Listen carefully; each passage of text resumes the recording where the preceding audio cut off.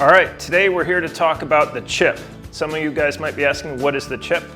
The chip is what's left over when you actually hand grate potatoes. So if you're sitting here hand grating potatoes like this, and just look at how long this takes to hand grate. So eventually you're going to get to the bottom of this. And when you get there, there's going to be a small chip, right? You're going to make a decision whether you want to run your fingers against this blade any further, or are you going to throw away the chip or mash it up or do something with it so that you can use it. Well, when you have a machine, you could actually eliminate this chip.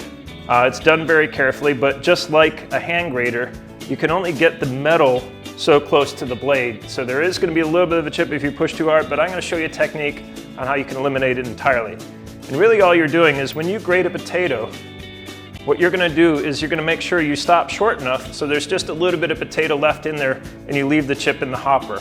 And what will happen on the next one is when you drop another potato in there, it'll push up against what's left, it'll grate up that chip, no more chip, okay? So I'm just going to show you what that looks like right now. So I turn it on, and then when I grate this, I'm going to stop a little bit short, so see? All right, so there's a little bit of potato left in here, waiting for the next potato to be dropped in. I just drop another one in. Like you can see, I've done it again. And so I keep leaving that little extra piece in there. And that's very important. Wow, that went a lot faster than trying to hand grate that, didn't it?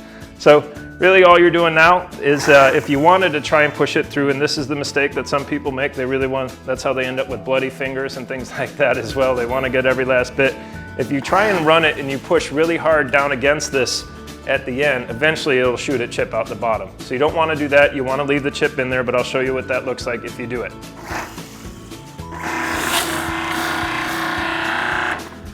All right, so what that'll do is that'll send that annoying little chip into the bowl, and you don't want to do that. So that's why you leave just a little bit in there, run the next chip in, run the next potato through, and you eliminate this guy forever.